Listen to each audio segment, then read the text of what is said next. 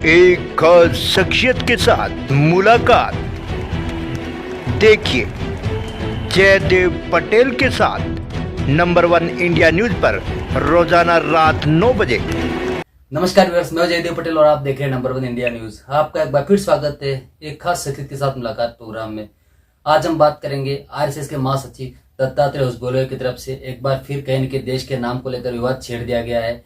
India और भारत क्या कहा जाए, ऐसे में इसके क्या मायने हैं, और इसी के साथ साथ एमएनएस प्रमुख राज ठाकरे की तरफ से महाकुंभ को लेकर जो विवादित जो बयान दिया गया है, इन्हीं तामुद्र बात के लिए हमारे साथ खास सम्मान है विश्व हिंदू परिषद के राष्ट्रीय अध्यक्ष आलोक कुमार। आलोक कुमार जी, आपका बहुत बहुत स्वागत है आज हमारे प्रोग्राम में। जी धन्यवाद। जी आलोक कुमार जी, आपसे मेरा पहला सवाल है कि आरएसएस के महासचिव दत्तात्रेय होसबोले ने देश के नाम को लेकर फिर से एक बार कहीं न कहीं विवाद छेड़ दिया। उन्होंने सवाल उठाया कि अगर देश का नाम अगर भारत है तो हर जगह पे इंडिया क्यों लिखा जाता है? इसमें विवाद कुछ नहीं। संविधान के हिसाब से भी इस देश का नाम भारत है। संविधान में इंडिया भी कहा है, भारत भी कहा है। और इसलिए अगर कोई कहता है कि हमको भारत नाम अच्छा लगता है तो उसमें विवाद क्यों होना चाहिए? भारत हमारा ऐतिहासिक नाम।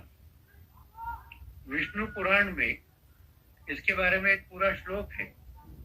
उत्तरम यत् समुद्रस्य हिमाद्रश्चैव दक्षिणम वर्षम तद भारतम नाम भारती यत्र संतति।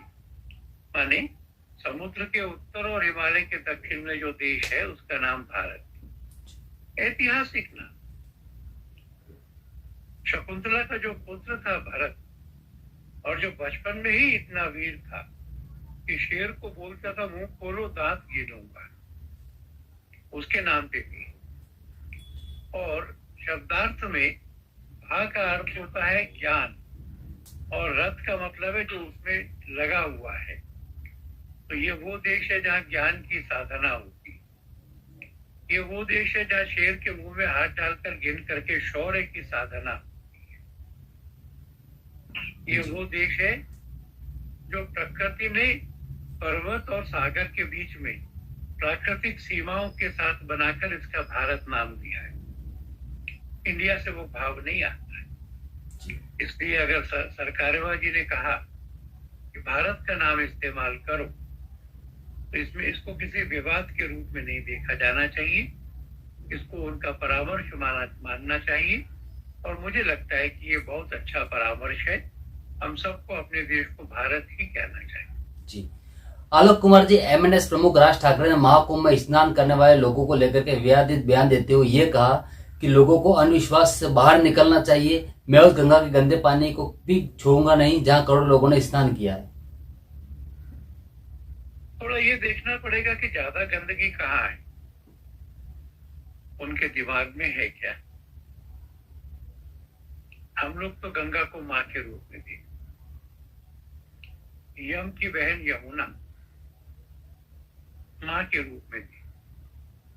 सरस्वती के तट पर वेद और पुराणों की रचना हुई है। इन तीनों का संगम एक पवित्र स्थान। यहाँ अमृत की 2 बूंदें थी। उस अमृत को प्राप्त करने के लिए 40 करोड़ लोग आए। कोई उन 40 करोड़ का मजाक उड़ाए, कोई हमारी सनातन वैदिक परंपरा का मजाक उड़ाए, ये तो अच्छा नहीं, ये तो ठीक भी नहीं। और यह कथन कि वह पानी गंदा है यह सत्य भी नहीं। एनजीटी में भी सेंट्रल पॉल्यूशन कंट्रोल बोर्ड ने जो एफिडेविट दिया है उसमें कहा है कि यह पानी स्नान करने के लिए ठीक से उपयुक्त था। तो झूठ बोलकर, उपहास उड़ाकर जो सनातन का मजाक उड़ाएंगे, मैं जानता हूं कि इस देश के मतदाता उनके साथ क्या व्यवहार। जी आलोक कुमार जी, पप्पू यादव का धीरेन्द्र शास्त्री पर एक विवादित बयान सामने आया। उन्होंने कहीं न कहीं जो बाबा बागेश्वर जो पीठाधीश्वर हैं धीरेन्द्र शास्त्री, उनको फ्रॉड कह दिया। यहाँ तक कि नटवर लाल बाबा की बात कही और कहीं उनको बैन करने की भी एक मांग उठाई है। इस पर आपकी प्रतिक्रिया? मेरी प्रतिक्रिया ये है कि फालतू फालतू के लोग प्रचार पाने के लिए इस तरह की बेहूदी बातें करती हैं। मीडिया को चाहिए कि वो उनको ज्यादा प्रमुखता ना दे। अगर मीडिया उनके बारे में सवाल पूछना बंद कर देगा तो वो अपनी बकवास करना भी बंद कर देगा।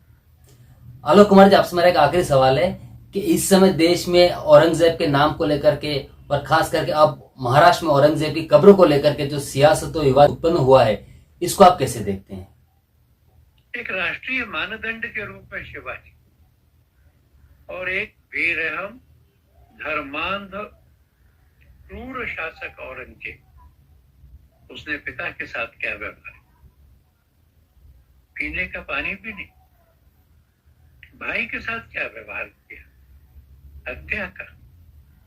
रोज 1.25 मन जनेऊ जलाए जाएं, उसके बाद भोजन कर। प्रत्येक राष्ट्र के प्रवाह में सुख और दुख, शत्रु और मित्र की एक ही भावना होनी चाहिए।